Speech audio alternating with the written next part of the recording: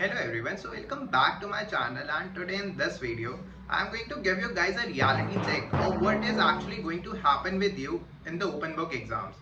So basically you have two open book exams. First is MCS and the other is any elective subject you may have chosen. So first of all, let's understand that what is expected from you in an open book exam. So यार देखो, तीन चीजें हैं जो आपको consider करनी है while preparing for open book. First is time, your ability to write answers without opening any book, and your writing speed, because this is what is going to happen with you during those 3 hours. You need to look at the POV of checker. अब checker की अगर नजरिए से देखोगे तो what he thinks is, आपने चाहे answer की क्वालिटी कितनी अच्छी लिखी हो या फिर सेक्शन नंबर्स मेंशन करे हो, प्रेजेंटेशन कितनी भी अच्छी हो, he knows that आपने बुक में से देख के लिखा है, तो क्वालिटी से तो उसको कोई फर्क नहीं पड़ने वाला. And the most important thing is whether you are reaching at right conclusions. जो भी आप क्वेश्चन का आंसर लिख रहे हो, क्या आपका कंक्लूजन सही है. Secondly, whether you are able to complete the paper for 100 marks. These are only two things that will help you to clear this exam.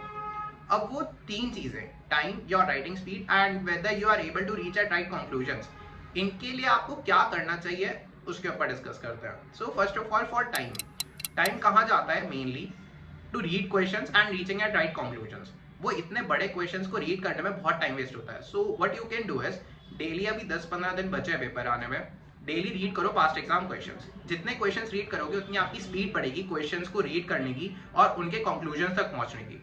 This is really going to help you during those 3 hours. Secondly, अब writing speed के लिए क्या करना है, questions लिखने हैं, answers लिखने हैं, उससे कुछ नहीं होने वाला. फालतू में टाइम वेस्ट नहीं करना है. What you need to do is, for writing speed, एक एक लाइन देख के आंसर नहीं लिखना है. ऐसा नहीं करना है कि आपको कोई क्वेश्चन था, उसका बुक में आंसर मिला, बट उसकी एक एक लाइन पढ़ के आंसर लिख रहे हो. This is totally a waste of time. What you need to do is, एक क्वेश्चन का आपको आंसर मिला, बुक में से जस्ट उसको रीड करो. पहले भी रीड करा होगा, उस टाइम पे रीड करो इन totally a fast manner.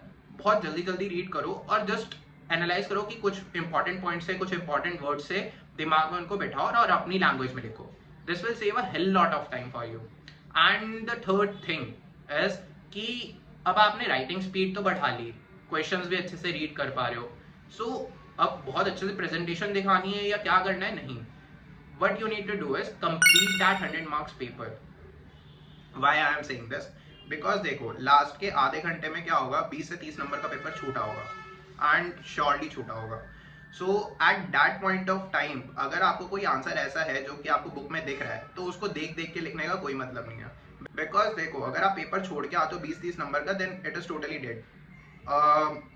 Open book के केस में आपको किसी भी क्वेश्चन में 5 में से 4 या 3 मार्क्स तो नहीं मिलने वाले, 2 या 3 मुश्किल से ही मिलेंगे अगर बहुत अच्छा आंसर भी लिखा है या फिर बहुत बेकार आंसर भी लिखा है. So that's why I am saying कि पूरा पेपर करना बहुत इंपॉर्टेंट है. चाहे कितने भी लोगों ने जिन्होंने क्लियर किया है ये पेपर, उनसे पूछना. What actually happens is you have to write it basis your knowledge. मेरे तो केस में क्या था, जून 23 में पूरा का पूरा एमसीएस का पेपर बाहर से था, बुक खोलने की जरूरत ही नहीं थी, जितना आता था उसके बेसिस पे लिखना था. Similarly in case of IBC, मैंने अपने पहले 25 मिनट बहुत खराब करे थे सिर्फ 5 मार्क्स के लिए. And what I need to do is कि क्वेश्चन को रीड करने के बाद, कंक्लूजन तक पहुंचने के बाद, बुक में से उसको जस्ट रीड करा फटाफट 2 मिनट में या 1 मिनट में, and then I have to write it. I have saved my 10 minutes for each and every question. I have realised that. So that's why I'm saying you need to do this and you will be good to go. So just remember these two things. First is reaching at right conclusions for each and every question, and secondly completing the paper for 100 marks. So I hope you like this video, and if you find this video helpful, then do subscribe to my channel, and also if you have any queries, then do comment down below. I will make sure to address the same. So thank you and bye.